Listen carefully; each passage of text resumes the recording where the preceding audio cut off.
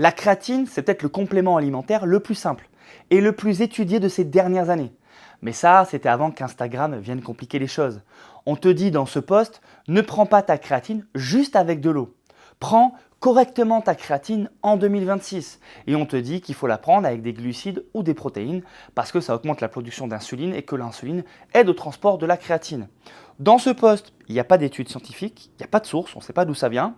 J'ai fouillé un peu, il est vrai qu'il existe des études il y a 30 ans avec des charges de créatine, avec des quantités énormes de glucides, mais qu'est-ce qu'on sait aujourd'hui sur la créatine? On sait que la créatine fonctionne par saturation musculaire. Et comment on obtient une saturation musculaire en créatine? En la prenant tous les jours, de manière régulière et dans les bonnes doses, 3 à 5 grammes par jour ou 0,1 g par kilo.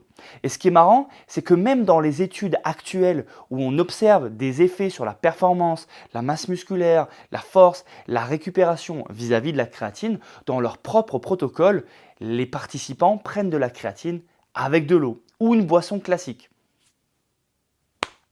Fin de la vidéo, abonnez-vous et continuez si vous le souhaitez à prendre la créatine avec de l'eau.